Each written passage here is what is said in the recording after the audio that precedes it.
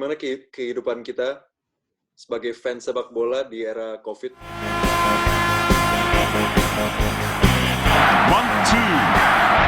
go! Kayak gimana? Jadi aktivitas kita sehari-hari apa nih kalau nggak ada bola?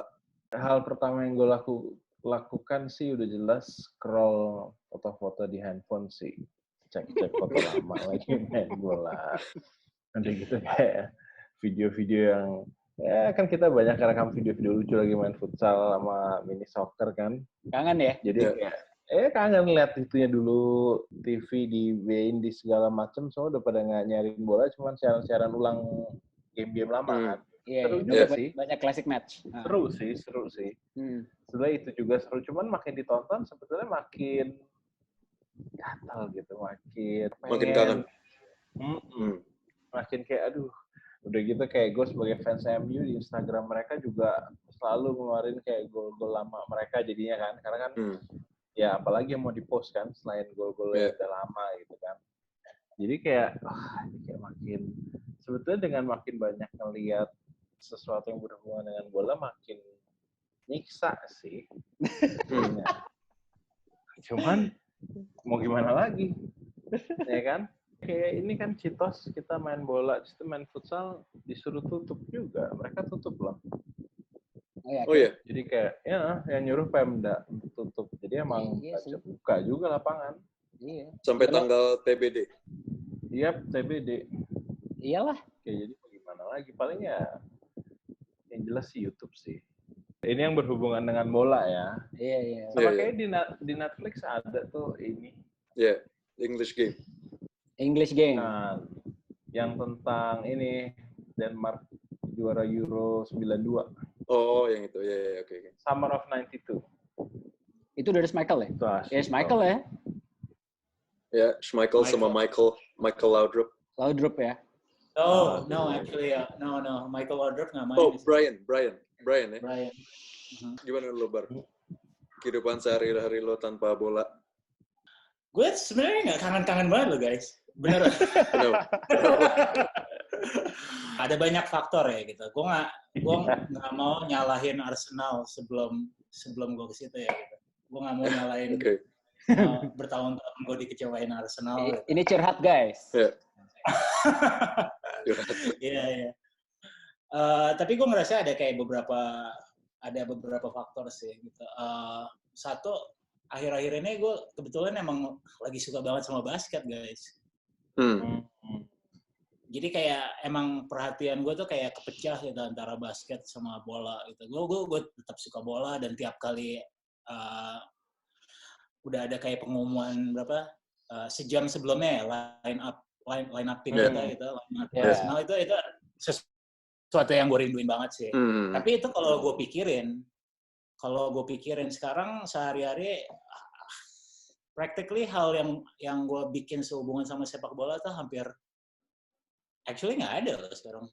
Mungkin itu yang bikin gue jadi nggak kangen sama sekali, dan untuk ngelupain sepak bola bagi gue sekarang ini lumayan gampang karena kalau si Zack tadi suka nonton Bane pertandingan lama, gue sekarang Netflix banyak banget ya series yang gue belum nonton. So, itu lebih ke faktor emang lo udah move on dari sepak bola atau emang gara-gara 4 tahun terakhir Arsenal begini? Nggak juga, tapi mungkin kita bakal ngomongin itu ya gitu ntar ya gitu, gimana perasaan gue tentang sepak bola dan Arsenal gitu. Momennya tepat aja kayaknya ya, tuh kemarin Kobe meninggal, jadi kayak itu kan basket tiba-tiba orang kayaknya jadi naik ya. Iya, Zack dan anak bener Zack dan anak gue jadi suka banget sama basket nih gara-gara cerita Kobe sama anaknya yang meninggal. Jadi kayak banyak ngeliatin klip, jadi kayak tertarik banget sama basket. Jadi ya gue kan tinggal di benar-benar di deket lapangan basket nih, dan kebetulan karena COVID-19 ini jadi kosong gitu, jadi kayak sehari-hari gue bisa ke sana sama anak gue. Oke juga tapi gue ya. pakai ini. gue pakai apa ya, pakai hand sanitizer segala macem lah gitu. Kayak gue ngerasa kayak 3 minggu, gue udah 3 minggu nih ya WFH nih, working from home. Minggu pertama, minggu kedua gue masih lumayan in touch sama sepak bola dari PlayStation. Gue main FIFA. Itu gue kayak main satu feature di FIFA season, gue benar-benar berusaha untuk naikin level gue sampai ke Division 1. Yeah.